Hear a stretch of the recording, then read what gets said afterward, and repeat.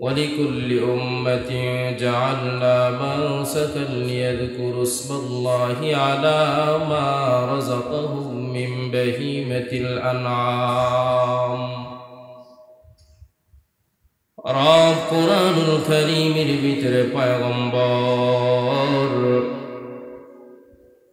حبیب کبریا محمد عربی صلی اللہ علیہ وسلم মাধ্যমে জানায় দেন আমি রব আমি আল্লাহ তাআলা সমস্ত উম্মতের উপর কুল জাহানের ভিতরে যত মানুষ এসেছিল যত পয়গম্বর এসেছিল প্রতিটা জাতি প্রতিটা উম্মতের উপর প্রতিটা নবীদের উপর রাসূলদের উপর আমি আল্লাহ তাআলা কুরবানিকে নির্ধারণ করে দিয়েছিলাম আমি আল্লাহ তাআলার নামে তারা যেন আমি আল্লাহ তাআলা যে বস্তুটাকে দিয়েছি চতুষ্পদ জন্তুওয়ালা বস্তু ওই বস্তুকে যেন ওই সমস্ত মানুষেরা আমি আল্লাহ তাআলার নাম নিয়ে নিয়ে কুরবানি করে দেয় আল্লাহ পাক রব্বুল আলামিন কেন সমস্ত উম্মতদের কথা এখানে আনলেন আল্লাহ তাআলা তো বললেই পারতেন যে তোমাদের উপর আমি কুরবানি ফরজ করে দিয়েছি নির্ধারণ করে দিয়েছি মানুষ কত বড় নিমুখারাম আল্লাহ তাআলা যদি এই কথা স্পষ্ট না করতেন মনে বড় সাক্ষী দেয় বাংলার নাস্তিকেরা বলতো আল্লাহ আমাদের উপর জুলুম করেছে অন্য অন্য জাতির উপর কুরবানি আল্লাহ তাআলা নির্ধারণ করে দেন নাই আমাদের উপর জুলুম করেছেন আমাদের উপরেই শুধু কুরবানি নির্ধারণ করে দিয়েছেন এই কথার যেন সুযোগ না থাকে রব সেই 1450 বছর আগে রব উত্তর দিয়ে দেয় শুধু তোমাদের উপর নয় যত মানুষ এসেছিল সবার উপরে কুরবানি ফরজ ওয়াজিব কুরবানি সবার উপরে আমি আল্লাহ তাআলা নির্ধারণ করে দিয়েছিলাম তার মধ্য থেকে ইব্রাহিম পয়গম্বরের কুরবানিটা একটু ভিন্ন ধরনের কুরবানি ছিল মূলত তো আল্লাহ তাআলা ইব্রাহিম পয়গম্বরকে এই কুরবানির মাধ্যমে পরীক্ষা করেছেন ইব্রাহিম পয়গম্বর আমার রবকে কতটুকু ভালোবেসেছেন এই জন্য শুধু তাই নয় ইব্রাহিম পয়গম্বর কতটুকু মজবুত পয়গম্বর কতটুকু ধৈর্যশীল পয়গম্বর কতটুকু রবের প্রতি তাকওয়া রাখে তা জাতিকে দেখানোর জন্য আল্লাহ তাআলা দেখিয়েছেন কারণ অভিভাবক যেহেতু ইব্রাহিম পয়গম্বরকে নিযুক্ত করেছেন এই জন্য জাতির জানার দরকার আছে না নাই যে পিতার আচার ব্যবহার কেমন ছিল জানার দরকার আছে না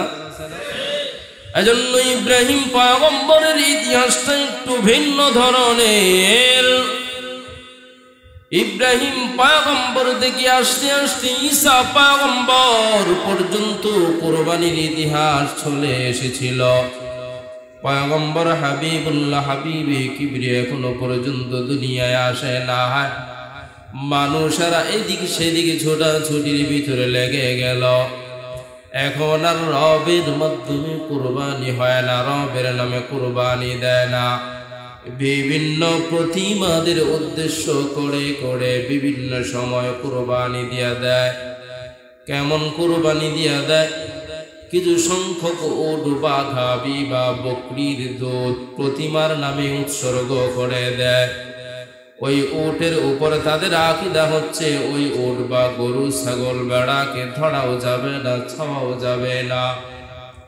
বেয়াদবি হয়ে যাবে অতএব এই গরু উটের গোশত খাওয়া যাবে না এই দিকে আলোচনা করতে গেলে লম্বা আলোচনা হয়ে যায় প্রতিটা জাতি আল্লাহ তাআলার নামে কুরবানি করতে করতে এসেছে পয়গম্বর যখন এখনো পর্যন্ত দুনিয়ার জমিনে আসে না হয় ভ্রান্ত আকীদার ভিতরে মানুষেরা নিমজ্জিত হয়ে গেল।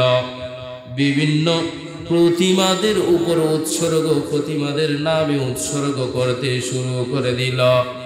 এমনকি শুধু তাই নয়, প্রতিমাকে নাম করে করে বিভিন্ন ছাগলগুলা প্রতিমাকে উদ্দেশ্য করে ছেড়ে দেওয়া হইত। মানুষেরা মনে মনে ভাবত, তাদের আকীদা ছিল আমরা এই ছাগলকে ধরা যাবে না। ছাগলকে আবার পবিত্র মনে করত। কেমন পবিত্র? যেই ছাগল বেটা ছেলে জন্ম দিবে, যেই ছাগলটা বেটি ছাগল জন্ম দিবে, ওটাকে পবিত্র মনে করত। কেমন পবিত্র? এই সমস্ত ছাগলকে ধরাও যাবে না, খাওয়াও যাবে না, এদেরকে প্রতিমার জন্য উৎসর্গ করে দিতে হবে। আমার বুঝাবার এক নাম্বার মাকসাদ হচ্ছে, বর্তমান জামানায় প্রতিমাদের উদ্দেশ্যে উৎসর্গ করা হয় কি হয় না? হয় না? হয়। শুধু কি তাই, মানুষ এতটা পরিমাণ কলুষিত জামানার ভিতরে পড়ে যায়, মানুষ এতটাই কুসংস্কারের ভিতরে পড়ে যায়, মিশরের ঘটনা না বললেই নয়। ওমর ইবনুল খাত্তাব রাদিয়াল্লাহু তাআলা আনহুর জামানায় মিশরের ভিতরে সেনাপতি নিযুক্ত করে করে যুদ্ধের ভিতরে পাঠিয়ে দেওয়া হয় আমর ইবনুল আস রাদিয়াল্লাহু তাআলা আনহুকে। আমর ইবনুল আস রাদিয়াল্লাহু তাআলা আনহু মিশরের ভিতরে সেনাপতির দায়িত্বে বিজয়ী যখন লাভ করেন, ওমর ইবনুল খাত্তাব মিশরের গভর্নর নিযুক্ত করে দিলেন আমর ইবনুল আস রাদিয়াল্লাহু তাআলা আনহুকে। আমর ইবনুল আস যখন গভর্নর হিসেবে নিযুক্ত হয়ে যায়, 1 বৎসর অতিবাহিত হওয়ার পর একটা সময় আসে, নীল নদ তখনকার সময় একেবারে শুকাইয়া যাইত। মানুষেরা 1 বৎসর পর পর একজন 16 বছর বয়সী বা একজন একেবারে টকবগা যুবতী নারীকে সুন্দর রূপে বধূ সাজিয়ে সাজিয়ে ওই নীল নদের ভিতরে পাঠাইয়া দেওয়া হইত। সকালবেলা গিয়া গিয়া দেখতো পানি একেবারে টই টম্বর করতেছে, পানি একেবারে উপরে উঠে গিয়েছে। এই ছিল তাদের আকীদা। প্রতিমার নাম নিয়া নিয়া মানুষকে পর্যন্ত কুরবানি দিয়া দেয়। আমর ইবনুল আস যেই বৎসর মিশরের গভর্নর নিযুক্ত হয়ে দেয়, আমর জানায় দেয়, আমি আমর এই মিশরের গভর্নর হয়ে থাকবো, আর এখানে কুসংস্কার হবে, জ্যান্ত মানুষকে জবাই করা হবে, জ্যান্ত মানুষকে একেবারে লোকালয়ের সামনে হত্যা করা হবে। এইটা কখনো আমি আমর বেঁচে থাকতে মেনে নেওয়া যায় না। আমার খলিফাতুল মুসলিমিন ওমর রাদিয়াল্লাহু তাআলা আনহুকে জানাইতে হবে, ওমর এই জায়গার ভিতরে এমন এমন এমন সমস্ত কাজকর্ম চলতেছে, কি করা যায়? ওমর ইবনুল খাত্তাব ওপর পিঠে চিঠি লিখে দেয়। এই চিঠির ভিতরে কি লেখা? ওমর জানায় দেয়, এর নীল নদ, তুমি যদি আল্লাহর নামে পরিচালিত হয়ে থাকো, তুমি পানি দ্বারা পুনরায় আল্লাহর নাম নিয়ে নিয়ে তুমি পানি পরিপূর্ণ হয়ে যাইবা। আর আল্লাহর নামে যদি পরিচালিত না হও, তাহলে তোমার মতো নীল নদের পানি আমাদের দরকার নাই, কারণ তুমি তো শয়তানের দ্বারা পরিচালিত হচ্ছ। আমাদের জন্য শয়তান যথেষ্ট নয়, আমাদের জন্য যথেষ্ট কে? আওয়াজ দিয়ে বলেন না কে? ওমর ইবনুল খাত্তাব চিঠির ভিতরে লিখে দেয়, আমাদের জন্য আল্লাহ তাআলাই যথেষ্ট। ওমর যখন চিঠি লিখে দেয়, মানুষের মাঝে ছড়িয়ে দেওয়া হয়, অমুক দিন নীল নদের ভিতরে এই চিঠিকে ফেলাইয়া দেওয়া হবে। লক্ষ লক্ষ মানুষ ওই দিনের অপেক্ষায়। কিছু সংখ্যক মানুষ তো অবশ্যই অবশ্যই আছে, মোল্লার দলের খায়ে কাজ নাই, চিঠি ফেলাইবে, চিঠির মাধ্যমে নাকি পানি আসবে। আমরা জলজন্ত একজন মানুষ দেই, এরপরেও তো পরিপূর্ণ পানি পাই না। জানা নাই? হ্যাঁ, হুজুরদের খেয়ে দিয়ে কোনো কাজ নাই। এই সমস্ত আজগুবি কথা কোথা থেকে পায়? চিঠি দিলে পানি আসবে কেমন করে করে? আগামী 40 বছর পর কি হবে? ওলামায়ে কেরাম সূত্র ধরে আকাঙ্ক্ষা সূচক এমন বিষয়ের উপর কথা বলেন যে এটা হতে পারে, এই কাজের সূত্র যেহেতু এইভাবে এগোচ্ছে।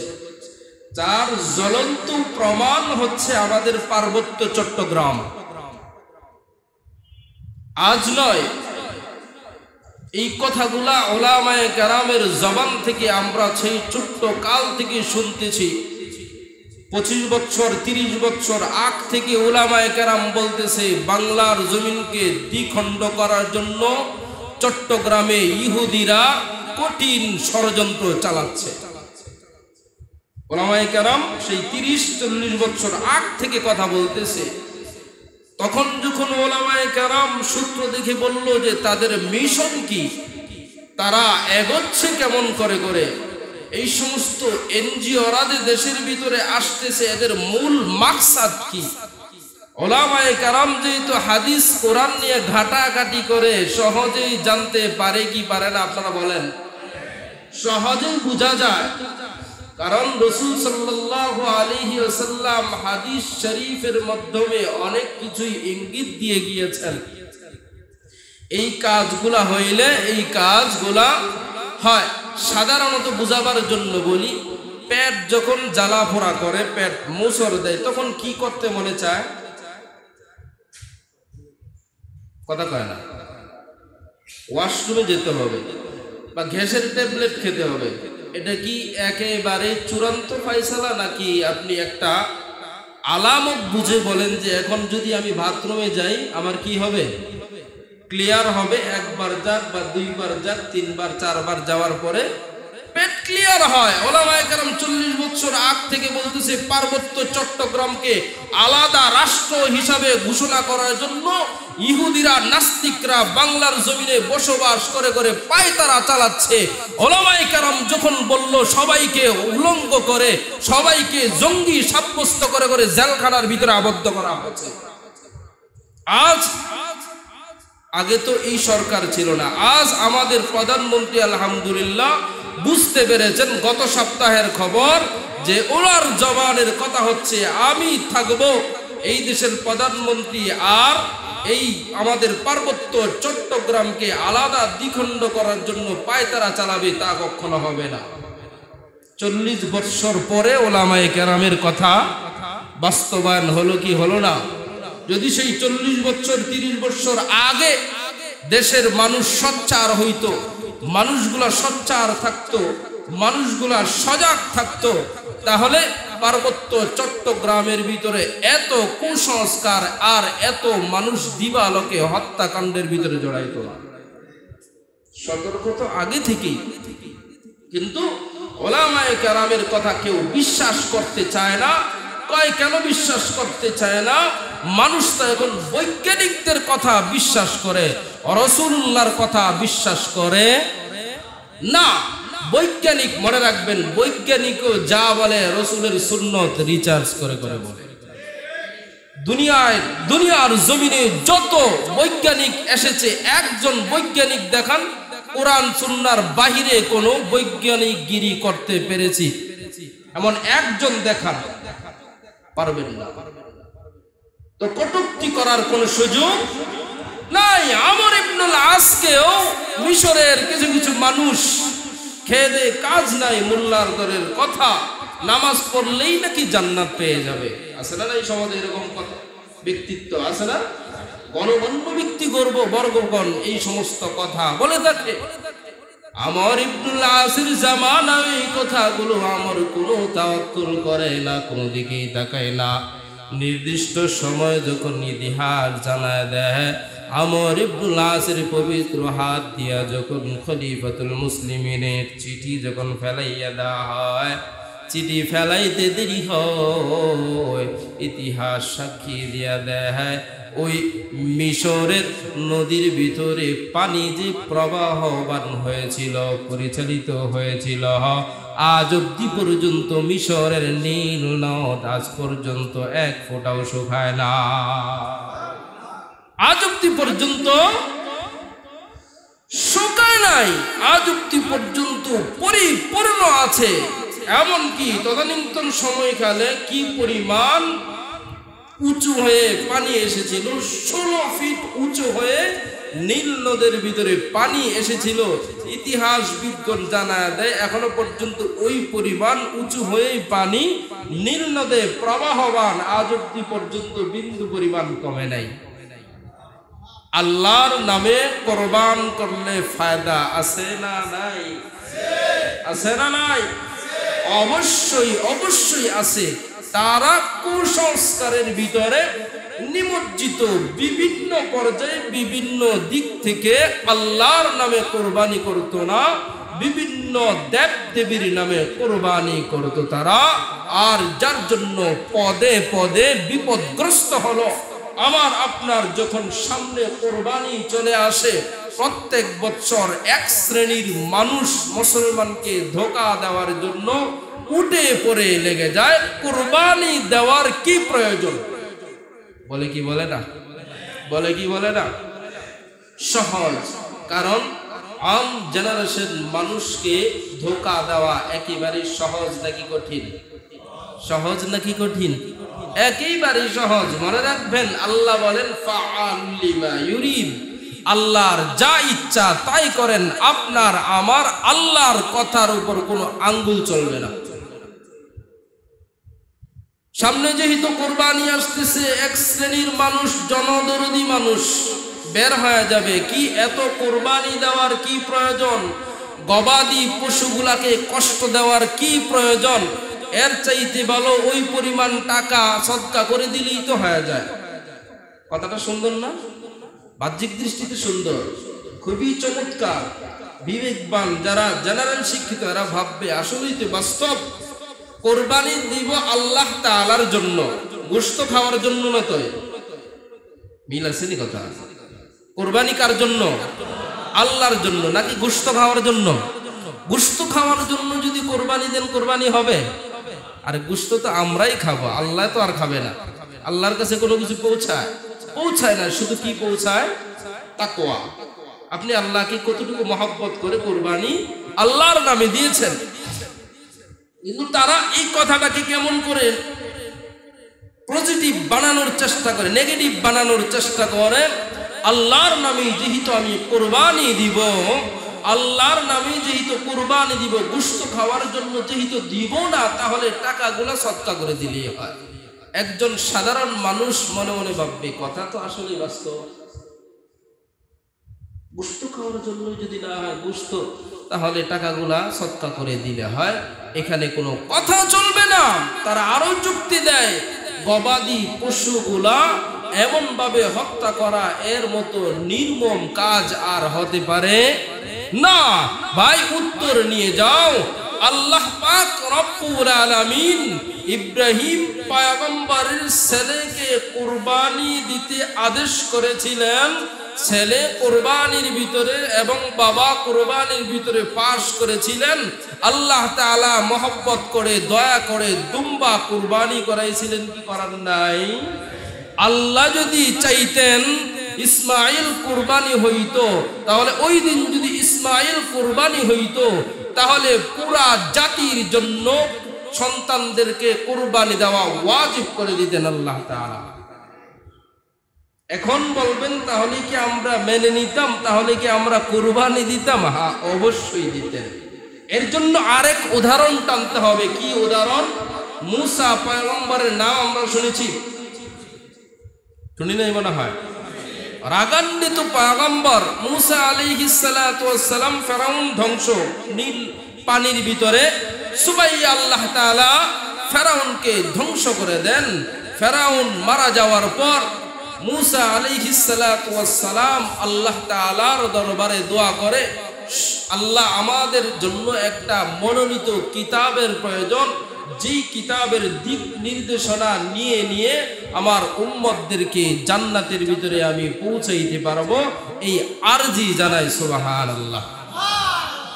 মুসা পয়গম্বর আল্লাহ তাআলার দরবারে যখন এই আরজি জানায় দেয়, আল্লাহ তাআলা মুসা পয়গম্বরকে জানায় দেয়, রে মুসা, তুর পর্বতের ভিতরে চইলা যাও, 1 মাস পর্যন্ত রোজা রাখবা, ধ্যানে থাকবা, আমার ইবাদত বন্দেগী করবা। 1 মাস পর রোজা রাখা অবস্থায় কয়দিন? 1 মাস পর্যন্ত। ঘটনা অনেক লম্বা। 1 মাস পর মুসা আলাইহিস সালাতু ওয়াস সালাম রোজা রাখার পর ইফতারি করে ফেললেন। কি করে ফেললেন? ইফতারি করে ফেললেন মুসা পয়গম্বর। ইফতারি শেষ করার পর রবের সাথে সাক্ষাতে চলে যায়, কথোপকথন চলতেছে। আল্লাহ তাআলা জানায় দেয়, এরে মুসা, এখন আর চলবে না। আমি রব তো জানিয়ে দিয়েছিলাম তুমি রোজা রাখা অবস্থায় আমার সাথে কথা বলবা, কারণ রোজাদারের মুখের দুর্গন্ধটা আমি আল্লাহ তাআলার কাছে অতি উত্তম প্রকারের লাগে, অতি উত্তম মনে হয়, অতি সুঘ্রাণ লাগে আমি আল্লাহর কাছে। তুমি যেহেতু রোজা ভেঙ্গে এসেছো, ইফতার করে এসেছো, আবার আরো 10 দিন রোজা রাখো, তারপর আসবা, আরো 10 দিন রোজা রাখবা। এই দিক দিয়ে মুসা পয়গম্বর তো উম্মতদেরকে বাড়িতে রেখে গিয়েছেন একটা জায়গার ভিতরে। সাবিরি নামক একজন লোক জাদু বিদ্যা জানত, সে স্বর্ণ রূপা দিয়া দিয়ে একটা গাবি বানাইল। গাবি বানানোর পর জিব্রাইল আমিন একটা ঘোড়া দিয়ে যাইতেছিল। ঘোড়ার পায়ের এক ফোঁটা ধুলা বা কণা নিয়া ওই গাভীর শরীরের ভিতরে দিয়া দেয়, সাথে সাথে ওই গাভীর ভিতরে জীবন দান হয় যায়। কুফরের মাধ্যমে, সুবহানাল্লাহ বলার প্রয়োজন নাই এখানে, কুফরের মাধ্যমে, ভাই মনে রাখবেন, জাদু বিদ্যা এটা নিকৃষ্ট কাজ, কিন্তু সত্য এগুলা কাজ হয়। কারণ আমার আপনার পয়গম্বর হাবিবে কিবরিয়া মুহাম্মদুর রাসূলুল্লাহ সাল্লাল্লাহু আলাইহি ওয়াসাল্লামকে জাদু করা হয়েছিল। অবিশ্বাসের কোনো কিছু নাই। ওই সাহাবী জানায় দেয়, তোমাদের নবী মুসা আল্লাহ তাআলার সাথে কথোপকথন করার জন্য তুর পর্বতে গিয়েছে, বা কিতাব আনার জন্য গিয়েছে। মুসা পয়গম্বর তুর পর্বতে গিয়েছে আল্লাহ তাআলার খুঁজে। আল্লাহ তাআলা তো তুর পাহাড়ে নাই, এখানে উপস্থিত। তাকায় দেখো, গরু যখন হাম্বা হাম্বা করতেছে, সবাই ভাবলো এইটাই আমাদের খবর, ডাইরেক্ট সেজদা। ডাইরেক্ট কি গরুর পায়ে সেজদা দিতে শুরু করে দিল। গরুর যে মা কয় কোথা থেকে কয়, দেখে সেজদা দেওয়া শুরু হয়ে গেল। আল্লাহ তাআলা রাগান্বিত হয়ে যায়। পথভ্রষ্ট জাতির উপর আল্লাহ তাআলা আযাব দিয়ে দিলেন। কি আযাব? আল্লাহ তাআলা আকাশটাকে মেঘাচ্ছন্ন করে দিলেন। যারা ওই গাভীকে সেজদা করেছিল, গাভীর ইবাদত করেছিল, তাদের চেহারাটা বোঝা যাইতেছিল না। আল্লাহ তাআলা আদেশ দিয়ে দিলেন যে ওই সমস্ত মানুষ যারা ওই গাভীর ইবাদত করেছে সবাইকে হত্যা করতে হবে, সবাইকে হত্যা করতে হবে। এখন কেমন করে হত্যা করবে? কারো বাবা, কারো সন্তান, কারো নাতি দেখলে তো মায়া লাগবে, যার জন্য আল্লাহ তাআলা আকাশ থেকে মেঘাচ্ছন্ন করে দিলেন। চেহারা বোঝার কোনো কায়দা নাই। সেই সকাল থেকে সন্ধ্যা পর্যন্ত হত্যা করা হয়েছিল। ওই দিন প্রায় 70,000 মানুষকে, গুনাহগারকে হত্যা করা হয়েছিল। মুসা পয়গম্বর আল্লাহর দরবারে তওবা করেছিল, আল্লাহ এমনি যদি বলতে থাকে তাহলে কি অবস্থা হবে, তুমি আল্লাহ মাফ করে দাও। সুবহানাল্লাহ কয় না? যেখানে সুবহানাল্লাহ বলার প্রয়োজন ওখানে কয় না, যেখানে বলার প্রয়োজন না ওখানে কয় সুবহানাল্লাহ। কি আজীব ব্যাপার। মুসা আলাইহিস সালাতু ওয়াস সালামের তওবা আল্লাহ কবুল করে নিলেন, জাতিকে আল্লাহ মাফ করে দিলেন। বুঝাবার উদ্দেশ্য, আল্লাহ চেয়েছেন 70,000কে তোমরা নিজ হাতে কুরবানি করবা, হত্যা করবা, সেটাই হয়েছে।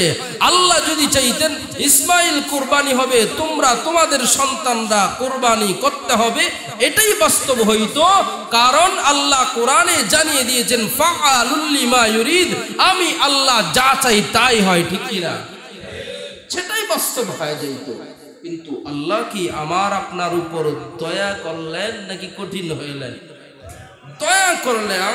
আপনি বলবেন এত পশুকে হত্যা করার কেন এত প্রয়োজন? পশু তো কমে যাচ্ছে, এদেরকে তো বাঁচিয়ে রাখার দরকার। ভাই ভালো করে বুঝবেন, যেই জিনিসের ব্যবহার যত বাড়ে তার উৎপাদন তত বাড়ে, আর যেই জিনিসের ব্যবহার কমে যায়, হ্রাস পায়, ওই জিনিস আস্তে আস্তে নিস্তব্ধ হয়ে যায়, শেষ হয়ে যায়। যেমন আমরা ছোটকালে বাংলাদেশেও দেখেছি, প্রায় জায়গায় ঘোড়া দেখতাম, কথা কয় না, ঘোড়ায় চড়ে চড়ে মানুষ কোথায় যেত? বাজারে যেত বা হাট বাজার করত। প্রতিজনের প্রায় বাড়িতে বাড়িতে ঘোড়া থাকতো। কিন্তু যখন সাইকেল বের হয়ে গেল, হোন্ডা যখন বের হয়ে গেল, গাড়ি ঘোড়া বের হয়ে গেল, আস্তে আস্তে এই ঘোড়া হ্রাস পেতে শেষ হতে হতে শুরু করলো। আজকে ঘোড়া যদি দেখতে হয় তাহলে কোথায় যেতে হয়? সদরঘাট আর গুলিস্তান। এই সারা বাংলাদেশে ঘোড়া পাওয়া খুবই কঠিন। ঠিক তদ্রূপভাবে আরব কান্ট্রির ভিতরে তদানীন্তন সময়কালে মানুষ উট দিয়ে মানুষ চলাচল করত, এই দেশ থেকে ওই দেশ যেত। যখন এরোপ্লেন বের হয়ে গেল হজ করার জন্য, তখন আস্তে আস্তে উটও হ্রাস পেতে শুরু করলো। বিষয়টা এরকম না। আমরা ছোটকালে দেখেছি, তুলনামূলক আমাদের ছোটকালে মানুষ কোরবানি কম দিত। কোরবানি, কারণ সবকিছু জানতো না, এত জানা সম্ভব হইতো না। কোরবানি দেখা যেত গ্রাম দেশে যে বড় লোক টাকাওয়ালা, সে দুই একটা কোরবানি দিত, সবার বাড়িতে বাড়িতে গোশত পৌঁছায় দিত। কিন্তু নেশাব পরিমাণ মালের অধিকারী তদানীন্তন সময়কালেও অনেক ব্যক্তি বর্গগণ ছিল, ছিল কি ছিল না? কিন্তু কোরবানি দেয় নাই। গরু কি বেশি ছিল নাকি তখনকার কম ছিল? আর এখন কোরবানি প্রায় ঘরে ঘরে, যার উপর ওয়াজিব সেও দেয়, যার উপর ওয়াজিব হয় নাই সেও দেয়, পারলে আরো ঋণ করে দেয়। ঋণ কি আবার সুদে টাকা উঠাইয়াও কোরবানি দেয়। গোশত খাওয়ার জন্য হইলেও কোরবানি দেয়, মানুষকে দেখানোর জন্য হলেও কোরবানি দেয়। আজ অব্দি পর্যন্ত কি এমন কেউ হয়েছে যে হাটে গিয়েছে গরু কেনার জন্য, ছাগল কেনার জন্য, ভেড়া কেনার জন্য, দুম্বা কেনার জন্য, এমন একজন দেখান গরু কিনতে গিয়ে ফেরত এসেছে গরু পায় নাই? পারবে? পারবে? হালাল পন্থায় বরকত বেশি নাকি কম? গরু বাচ্চা দেয় কয়টা? মাত্র একটা। কুত্তায় দেয় কয়টা? হ্যাঁ, 10টা 12টা। আমি নিজ চোখে দেখেছি 16টা পর্যন্ত বাচ্চা দেয়। কুত্তা কি দেশে কম নাকি বেশি? কম নাকি বেশি? কেন কম? রেস্টুরেন্টে, প্রত্যেকটা রেস্টুরেন্টের ভিতরে জবাই করে খাওয়ায়, হ্যাঁ, এই জন্য কম না। এটা হালাল প্রাণী না, হারাম প্রাণী, বরকত কম। হালালের ভিতরে রবের বরকত সবচাইতে বেশি। এত পরিমাণ সারা বিশ্বের ভিতরে কোরবানি হয়। কোরবানির কথা বাদই দিলাম, প্রতিদিন যে পরিমাণ গরু জবাই হয়, এই পরিমাণ কি কুকুর জবাই হয়? বাংলাদেশে হয় না, অন্য অন্য দেশে মানুষেরা, খ্রিস্টানরা হারাম প্রাণী জবাই করে করেও খায়। আমার বলার উদ্দেশ্য, মাকসাদ হচ্ছে, এই সমস্ত নাস্তিকদের সুন্দর কথায়, মিঠা কথায় কান দেওয়া যাবে না, মন দেওয়া যাবে না, শোনা যাবে না। বুঝতে হবে কথা সুন্দর, মতলব খারাপ, আপনার আমার ঈমান ধ্বংস করার পায়তারা, ঠিক কিনা? অতএব সোচ্চার থাকতে হবে। কি রাখতে হবে? কি রাখতে হবে? সজাগ থাকতে হবে। এটা রবের ফায়সালা। রব যখন কোরআনে স্পষ্ট করে দিয়েছেন চতুষ্পদ জন্তু আমি আল্লাহর নামে কোরবানি দিতে হবে, তাহলে আমি দিব। এর উত্তর কোনো দলিল প্রমাণ আর চাইব না। যখন এরপরেও দলিল চাইবেন, বুঝতে হবে ঈমান দুর্বল। আপনার কি দুর্বল? ঈমান দুর্বল। এখন বুঝেন, যে হুজুর চতুষ্পদ জন্তু কুরবানি দিব, তাহলে চতুষ্পদ জন্তু তো কুকুরও পরে নাকি শুয়োরও পরে না, হালাল বস্তু। রব কি বলেছেন? মানুষের জন্য যা ভক্ষণ করা, তার মধ্য থেকে কিছু প্রকারের গরু বা ছাগল কুরবানি দেওয়া জায়েজ। তার মধ্য থেকে এক নম্বরে আপনি আনতে পারেন গরু। গরুর আকৃতি হচ্ছে মহিষ। কটা হইল? দুইটা। এরপর আনতে পারেন উট, এরপর আনতে পারেন দুম্বা, এরপর আনতে পারেন ছাগল, এরপর কি ভেড়া। অনেকেই জানেই না যে ভেড়া আবার কোরবানি দেয় নাকি। হ্যাঁ, ভেড়াও কোরবানি দেওয়া জায়েজ। এগুলো ছাগলের আকৃতি। ভেড়া, দুম্বা এগুলো হচ্ছে ছাগলের আকৃতি। আর গরুর আকৃতি কি? মহিষ। আর উটের আকৃতি নিজস্ব আকৃতি। কিসের আকৃতি? আল্লাহর রাসূল সাল্লাল্লাহু আলাইহি ওয়াসাল্লাম এগুলা কোরবানি দেওয়ার জন্য আল্লাহর নামে আদেশ দিয়ে গিয়েছেন, আমরা এই সমস্ত প্রাণী কুরবানি দিব। আবার অন্য কোনো প্রাণী দিলে কুরবানি হবে হবে ভালো করে বুঝতেছেন তো? এখন আসুন, উট যদি হয় তাহলে কয় বছর লাগবে বলেন তো? উটের বয়স কয় না সবাই?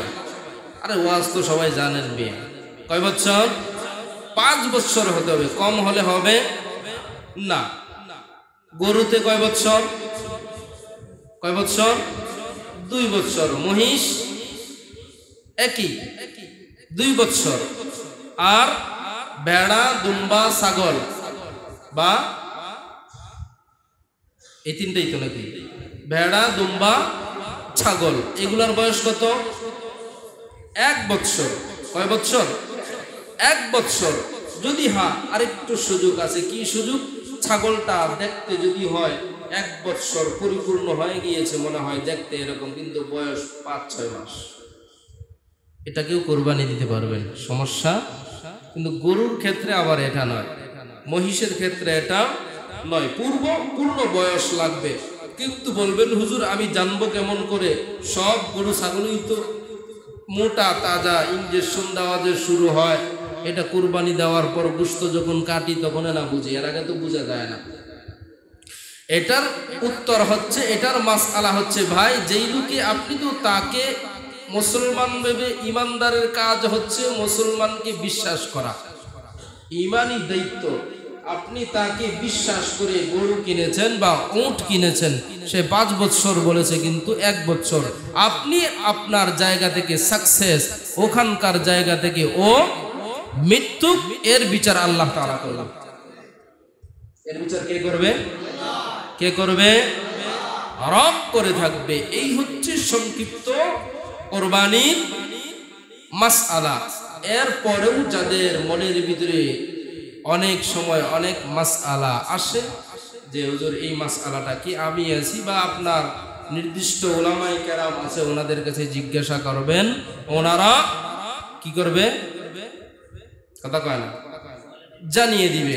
আবার উলামায়ে কেরামকে ঠেকানোর জন্য না, জানার জন্য বলবেন ইনশাআল্লাহ। কিসের জন্য? কিসের জন্য? জানার জন্য বলবো। এখন আসুন, আজ যদি জিলকদ মাস চলে যায়, শুরু হচ্ছে কি? জিলহজ মাস। জিলহজ মাসের কিছু বৈশিষ্ট্য আছে না নাই? আছে না নাই? অবশ্যই অবশ্যই আছে। আপনি যদি সুস্থ সবল থাকেন, সব দিক দিয়ে ঠিক থাকে, তাহলে জিলহজ মাসের 9 তারিখ পর্যন্ত আপনি রোজা রাখতে পারেন। কি রাখতে পারেন?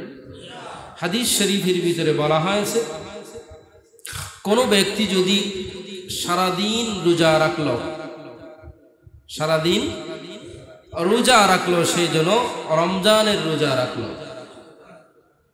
কোন ব্যক্তি এই জিলহজ মাস আসার পর সারা রাত্র ইবাদত বন্দি করলো, তাহাজ্জুদ পড়লো, সে যেন লাইলাতুল কদরের রজনীতে ইবাদত বন্দি করলো। অফারটা কি সুন্দর নাকি খারাপ? একেবারে বাংলা লিঙ্ক সিমের অফার। কি কর? সুন্দর অফার না? মাঝে মাঝে অফার আসে না? এটা তো অফার। এই অফারগুলো তো সব সময় আসে না। এরপরেও যদি না পারেন আরাফার দিন 9 জিলহজ অবশ্যই আমরা কি রাখবো?